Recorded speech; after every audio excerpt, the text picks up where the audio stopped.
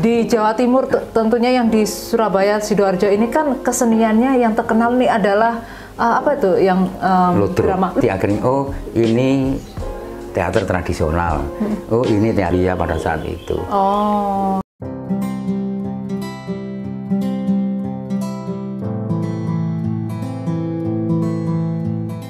Hai guys, welcome back to Yin Podcast. Kali ini saya bersama dengan budayawan dan sastrawan yang terkenal di Jawa Timur. Halo Cak Mul, apa kabar? Baik-baik. Ini orang Jawa Timur nggak ada yang nggak kenal dengan Cak Mul. Cak Mul. Oke, Cak Mul. Cak Mul ini kapan pertama kali berkecimpung di dunia teater? Saya berkecimpung di dunia teater itu sejak SMA, jadi pada tahun 1979. Nah, itu di Taman Budaya Surabaya itu ada teman-teman kok latihan teater gitu. Oh, saya akhirnya tertarik dan ikut latihan di sana. Oke. Gitu. Hingga sampai sekarang itu tetap berkecimpung di dunia teater. Tetap ya? Iya. Oke. Masih ngajar? Masih. Jadi ngajar seni teater di sekolah-sekolah maupun di grup-grup yang ada di Sidoarjo. Untuk selama perjalanan di dunia teater, secara otodidak atau?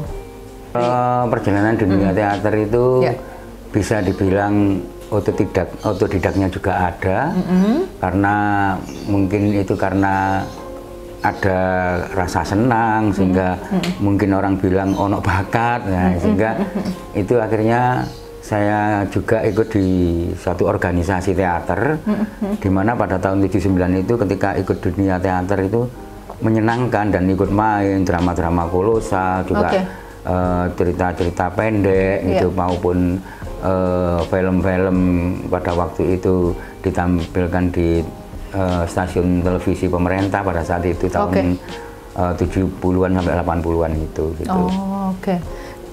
Dari drama-drama di Sidoarjo ya tentunya, karena Mas Mul ini tinggalnya berada di daerah Sidoarjo. So di Jawa Timur tentunya yang di Surabaya Sidoarjo ini kan keseniannya yang terkenal nih adalah apa itu yang drama ludruk. Ya, ludruk. Dari situ pun mungkin Mas Mul dulunya pernah ikut gitu atau gimana? Iya, saya juga pernah ikut ludruk miliknya pemerintah juga pernah, kemudian ludruk yang secara umum juga pernah, sehingga itu saya mengerti akhirnya, oh ini teater tradisional, oh ini teater secara umum, sehingga saya tahu bahwa akhirnya saya akan memahami itu ketika saya kuliah di jurusan sastra Indonesia, sehingga tahu bahwasanya perbedaan antara oh ini teater tradisional, oh ini teater secara umum, sehingga bentuk-bentuk teater dan jenis-jenis teater itu memahami gitu. Oh, kalau secara ini akademisi itu tadi dari dulu kuliahnya atau bagaimana nih? Ya kan saya kuliah di jurusan bahasa dan sastra Indonesia. Oh, yang tadi, oke. Ya. Sehingga di situ ada sebuah istilahnya tugas untuk membuat sebuah cerita. Ya, kemudian kebetulan saya dipercaya oleh teman-teman mahasiswa itu selaku sutradara, dan kebetulan saya menyutradarai beberapa angkatan itu, sehingga sampai 3 naskah untuk menyutradarai teman-teman kuliah pada saat itu. Oh, begitu. Sehingga tahu bahwa oh ini teater secara akademis itu semacam ini gitu. Oke, kalau saya boleh tahu apa sih apa aja itu karya-karyanya? Karya-karya saya itu kalau karya tulis ini ya juga banyak sekali. Artinya saya membuat naskah cerita teater itu dari untuk anak-anak TK ada, untuk anak-anak SD juga ada, kemudian untuk anak-anak SMP, bahkan sampai perguruan tinggi maupun untuk grup atau umum gitu. Ini ya banyak sekali. Saya ya kalau dihitung lebih dari 50 karya naskah cerita teater itu. Okay. Kemudian kalau untuk secara untuk akademisi ya, ini teater secara akademisi ini ya juga pernah meraih juara, juga pernah dipentaskan secara umum macam itu. Tapi kalau untuk karya dari Cak Mul ini di tingkat apa nih? Karya-karyanya maksudnya? Kalau karyanya ini, kalau ngomong tingkat ini kan, kalau satu misal sekolah ini saya ikutkan lomba. Ini ada yang juara mulai kecamatan sampai kabupaten sampai provinsi bahkan sampai nasional. Nasional, gitu. Wow. Okay. Nah kemudian kalau untuk penggarapan ini dibilang tingkatnya itu saya juga bagaimana ya? Pada saat itu saya dipercaya oleh pemerintah membuat satu cerita drama kolosal. Kebetulan yang main itu para pejabat pemerintah, sehingga itu mungkin yang dinamakan tingkatnya entah itu tingkat provinsi ataupun nasional. Tapi yang jelas itu sudah ditayangkan oleh televisi kan gitu. Oh, televisi swasta? Swasta. Oh, swasta. Iya. Oke. Terus ceritanya itu apa itu? Kalau drama kolosalnya ceritanya mengangkat cerita pejuang yaitu Kiai Hasan Mukmin waktu itu. Waktu itu ya? Kira-kira tahun berapa, Cak Mul? Nggak salah antara 2016. Oh, 2016. 2016 kalau nggak 2000 ya, 2016 kalau nggak salah. Oke. Dan itu pagelarannya berada di stasiun televisi atau di gedung?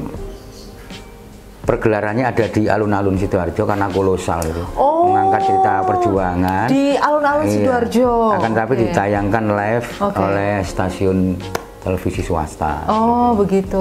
Oh, wow. Oke, keren banget itu Cak Mul. Cak Mul ini dianggap masyarakat sebagai tokoh seniman dan kebudayaan. Apa yang membedakan seniman teater dan kebudayaan? Gini, kalau dianggap seniman itu karena saya berkecimpung di dunia teater, karena teater itu kan fleksibel ya. Teater itu kompleks istilahnya, juga menangani cerita, juga menangani musiknya, juga menangani artistiknya kan gitu, mulai lighting, setting atau dekorasi dan sebagainya, kostum, make up dan sebagainya. Ini paling tidak kan kita harus bisa gitu.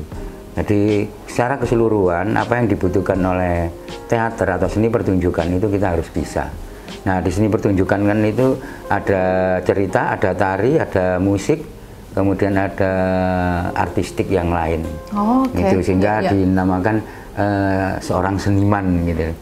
Kemudian kalau dianggap sebagai budayawan, karena kemungkinan saya ini kan sering mengangkat cerita-cerita rakyat daerah, kemudian cerita-cerita budaya yang ada di Sidoarjo maupun Jawa Timur. Satu contoh, kalau cerita rakyat daerah itu cerita tentang Candi Pari, Candi Sumur, atau cerita Joko Delek, atau cerita tentang Dewi Sekardadu, kemudian cerita tentang tragedi Patung Gedangan, kemudian cerita tentang Putri Oncat Tondo Urung. Banyak sekali yang ada di Sidoarjo, hampir kalau kurang lebih 30 cerita rakyat yang ada di Sidoarjo itu.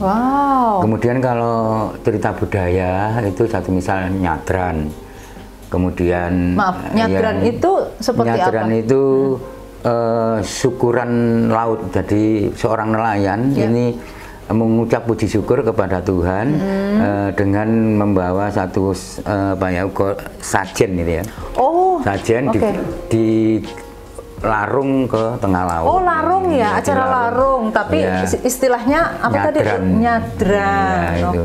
Kemudian ada cerita budaya itu yaitu pengantin mayit. Ya, pengantin mayit itu kalau orang Jawa itu ketika mau menikah, satu misal bulan depan ini mau menikah, kemudian orang tuanya meninggal, ini kan tidak bisa dilanjutkan pernikahannya.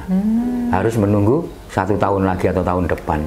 Akan tetapi itu baik menurut Islam maupun agama apapun ya, maupun secara budaya bisa dilaksanakan, yaitu dengan cara membuat bujeng mungkur. Bujeng itu adalah tumpeng yang disingkulkan gini, kemudian diakad nikahkan di sebelah mayat orang tuanya. Nah, itu bisa dilakukan semacam itu. Memang ada ukur rampennya. Ukur rampen itu ada sesajen-sesajen yang harus terpenuhi gitu. Tapi kalau menurut Islam ya cukup ada doa, ada apa gitu semacam itu ada. Nah, sehingga cerita-cerita rakyat semacam itu banyak sekali itu yang kemudian ruwat desa. Jadi cerita budaya kan ini ruwat desa. Bagaimana desa ini supaya makmur, aman, sejahtera, maka perlu diruat ini. Gitu. Semacam ini kan saya pernah mengangkat cerita-cerita semacam itu sehingga juga pernah meraih juara juga di tingkat provinsi. Sehingga mungkin teman-teman atau sahabat-sahabat ini mengatakan saya adalah seorang budayawan juga seorang seniman juga macam itu mungkin. Bagus nih, kan sekarang ini kan zamannya udah zaman teknologi, zaman digital. Dari masa ke masa, cerita-cerita rakyat seperti itu, bagaimanakah cara mungkin dari pendapat Mas Mul, caranya bagaimana untuk memperkenalkan kepada anak-anak generasi muda? Iya, jadi secara virtual ya juga bisa. Jadi terutama saya ke anak-anak grup maupun pelajar, terutama pada saat pandemi itu ya, yang menjadi pelajaran, sehingga materi atau pelajaran itu secara daring kan gitu ya. Sehingga anak-anak itu kita jelaskan bagaimana satu misal mereka ada di rumah, saya ada di rumah saya sendiri, mereka ada di rumahnya sendiri. Saya memberikan satu contoh, tolong kamu peragakan, sehingga teman-temannya kan bisa nonton melalui daring tersebut. Jadi dengan HP tersebut kan teman-temannya juga bisa menonton peragaan yang diperagakan oleh salah satu siswa itu tadi. Secara ini online. Iya, secara online lah istilahnya.